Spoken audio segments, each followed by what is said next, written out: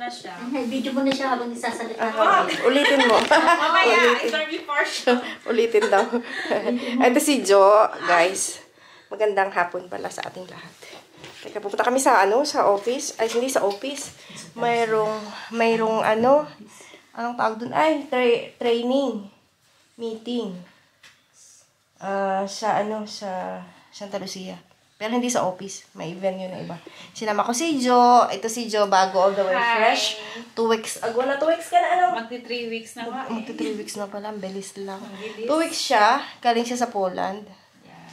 So, yan. Kailan ka nag-umpisang manood sa akin? Ano na ata? 4 years na. No, di ba? Mag 4 years na siyang nanonood sa akin. Tapos, andito na siya. Nood-nood lang. Oo. Diyos ko, nagdigay pa. Maano ako nito. Makaka-copyright.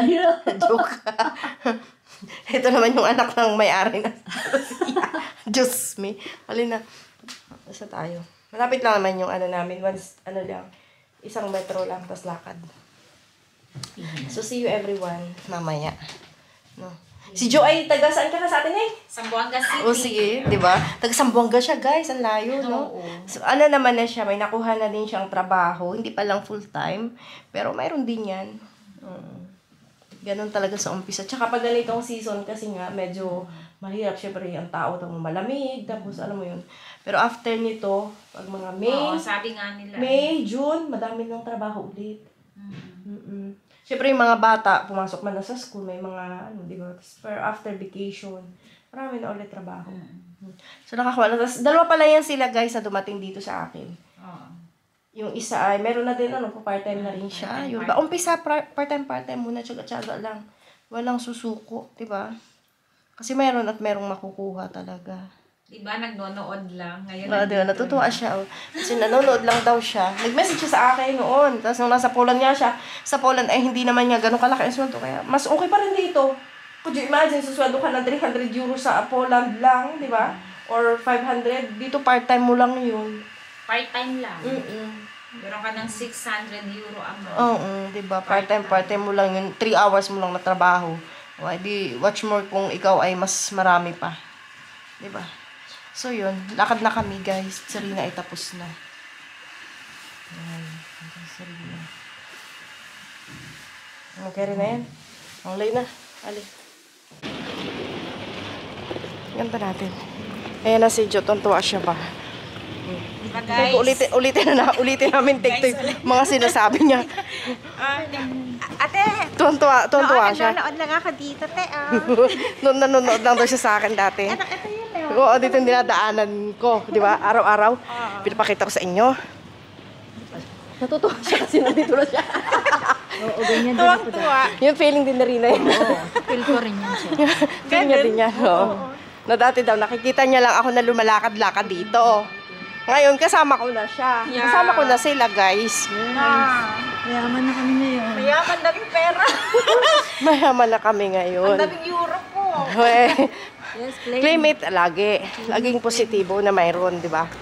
Yan, oo nga naman, dito lang lumalakad-lakad. Tapos kinukwento ko sa inyo, everyday umiyak ako dito, di ba? Oo. Ngayon, hindi na ako umiyak. Tumatawa na ako. Kahit nakakapagod umakyat sa taas. O, di ba, totoong lahat yung nasa vlog natin? Na nandito ako. Di ba, guys? Totoong lahat yung pinapanood nyo sa akin. Na sinishare ko sa inyo. Yan. Kung ano yung ganap natin dito. Na! Takbo si Rina at nagtalsig yung hikaw niya. So yun. Dito lang kasi ako rin nagkakatime na makapag-vlog ngayon. Kaya ito yung lumadaan ako. Kasi siyempre pag alam mo, pag nasa bahay na, wala man na tayong time. So pag dito, lumalakad ako, may time. Yun lang yung time natin na makapag-vlog. Panoorin ko yan agad. Papanoorin nyo kaagad, guys. Makikita mo na sa TV. Sa YouTube na ako. Di ba lagi kami extra kay ate? Oo, nakikita din kita. So sabi niya, artista na siya. Extra kami. Makikita na niya yung sarili niya sa TV. Di ba, guys? TV talaga. Kasi sabi mo sa asawa mo, i-play mo naman ako sa big screen. O, sabihin ko. Oo. Sabihin ko sa kanya. Sinabi ko nga eh. Ha. Shoutout po sa asawa kong seloso. Huwag magselos kasi dito ang trabaho lang mamulot ng euro. Ganun Sobrang lang. seloso. Hi, May! Ito pa yung isa nating dalaga. Oh, hi. Saan ka galing, Neng? Okay. Linggo pala ikaw. Oh, sige, ingat, Neng. Kasi dito kami namulot ng basura na. Alam mo to? Ay, oo, yan, te. Yan pala yun, te. Diyan pala yun, oh. Nakapulot pa akong diyang ginto, di ba? Parad mo ba yun? Sakay na kami sa train. Tram pala.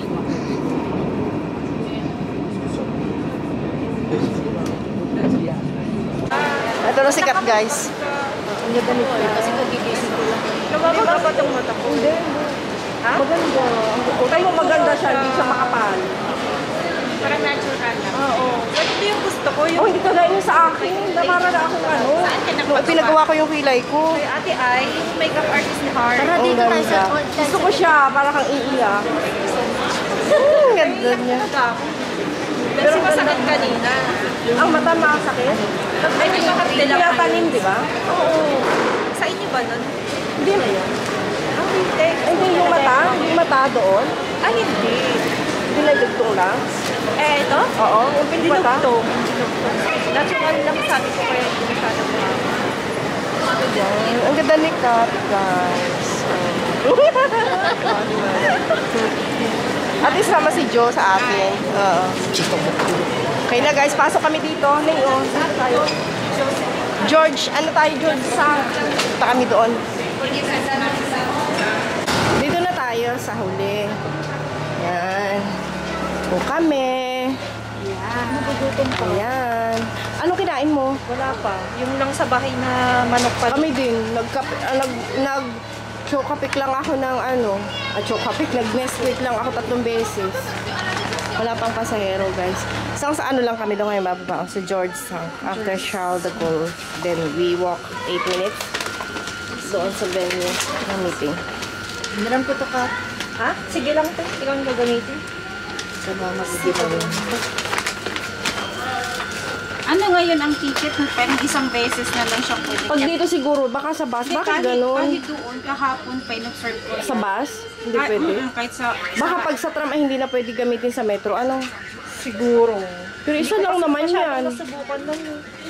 Kanina pa salamin yun. Kailangan mo Ako lang salamin doon kanina. Naiyak ako kanina doon. Kasi binubunutan ako. Ang ganda Sakit mo, pa. Kat. Ang ganda ni Kathleen.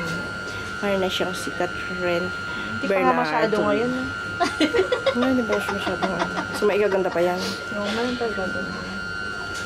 Diba? Oh, sorry. I love the Pero ang ganda. Dito na kami bumaba. Ay, hindi ko alam. Ay, sorry.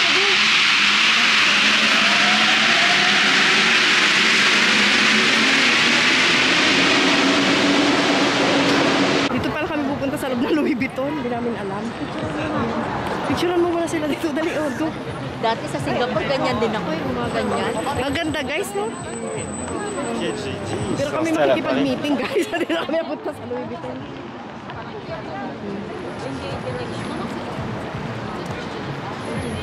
Ano? Saan tayo?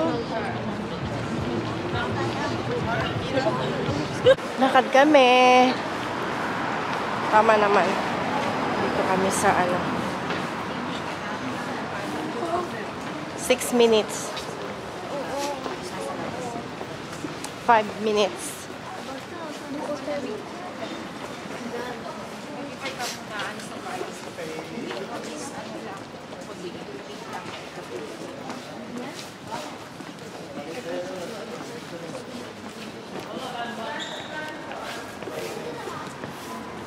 Ngayon, natagpuan namin, guys. Dito pala siya. Papasukin muna natin sila doon sa loob. Hello!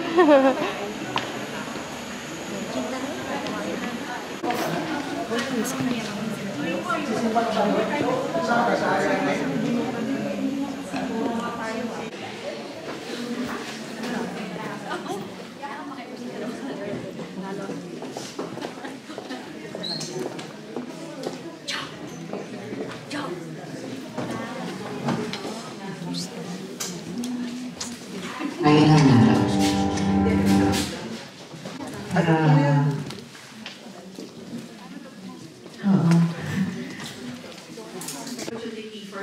today, tonight, to present to you, no, the reasons why real estate is a medium for us to invest and why it is good to invest at an early time. And that's the reason why ini-introduce natin siya as how do we grow our wealth through real estate.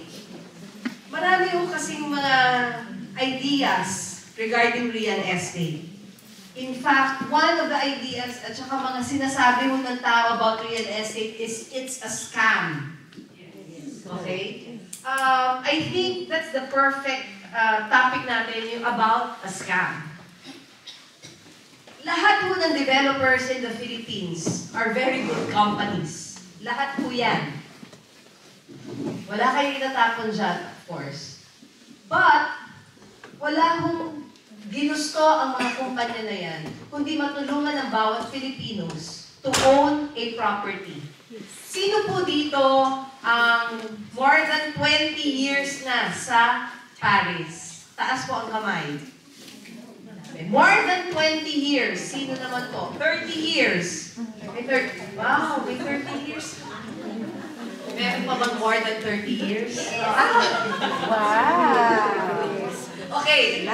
Dahil tuwan-tuwa kayo dahil more than 30 years na po kayo, I wanted to ask you, why did you come to Paris, to France? Of course, to seek a better life and for my family.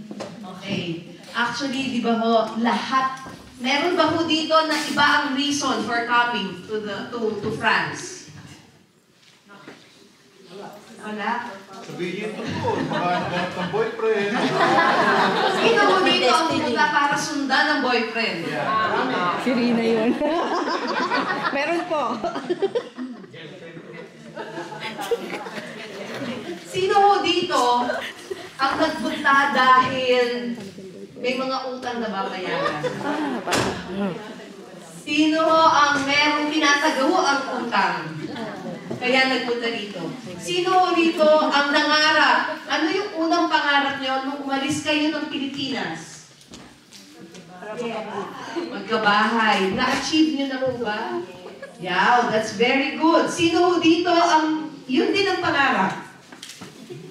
Anong pangarap nyo sa buhay? Anong pinangarap nyo sa buhay sa pag-alis nyo ng Pilipinas? Everybody sings. Sarili natin. Habang tumatanda tayo, ang iba sa atin ay nag-iiba na ng pangarap. At ang iba ay nangangarap na para sa ibang tao. Ang ating mga mahal sa buhay, makapagtapos ang ating mga anak,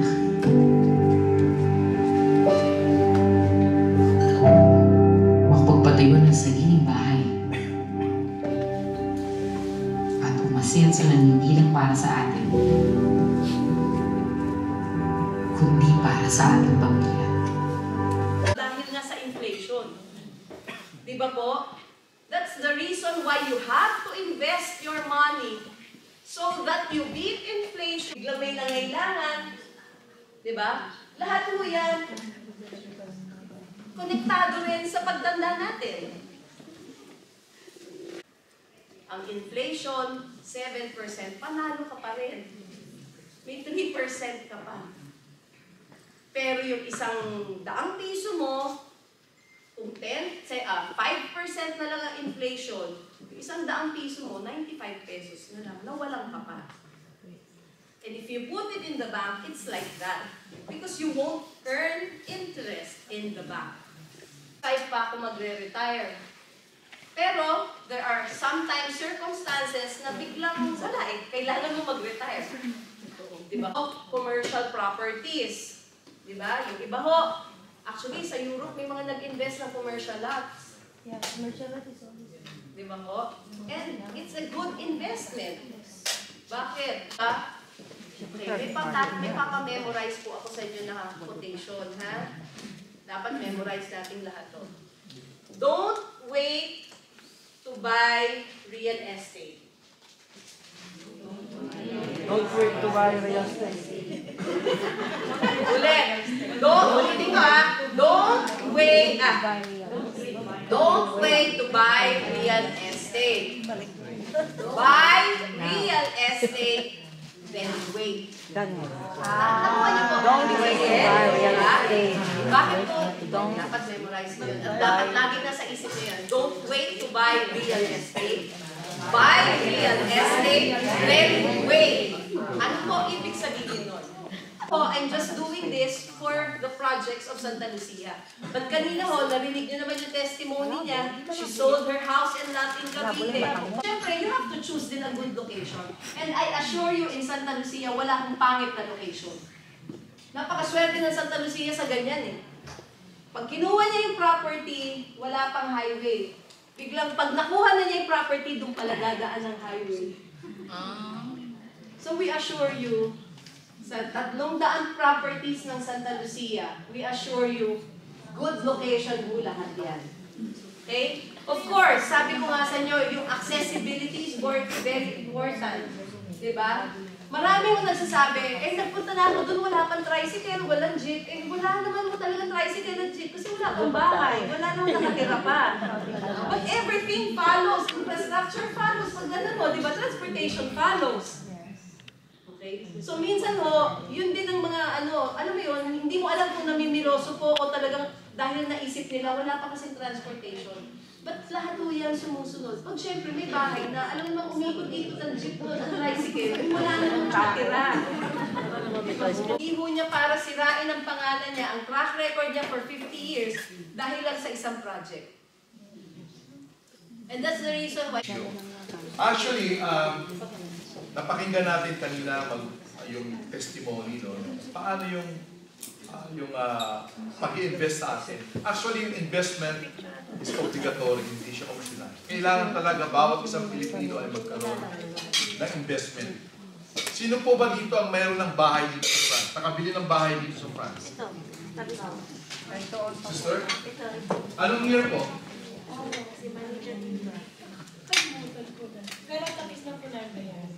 Okay. Napakaganda po yan. Dito sa France, o sa Pilipinas, hindi po totoong bumababa yung value ng bahay. So actually, ako po nung panahon, Basta guys, ito, video ito. Bye-bye pala. Ito si MC Alchon.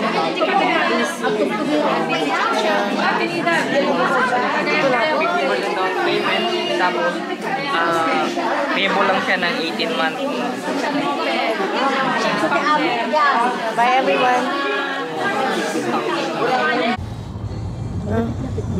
Yun yung time na natulog sa Atrahina sa train. Okay na guys, nasa taxi na kami. Pauwi na. Yung tatlo. Oh, hi. Hi guys. Nagtaxi na at napagod. Nabusog. Dito yung the last time that nagpicture-picture kaming, ginabot kaming gabi. So, yun lang guys. We keep going and yeah. Ang ganda-ganda ni Kathleen. Di pa nga masyado ngayon kasi medyo haggard na po ngayon. Na full of all. Ano lang yan, padaplis lang. Padaplis lang daw sabi ni Rina. Okay na guys, we love you all. We keep going and keep safe everyone. Bye.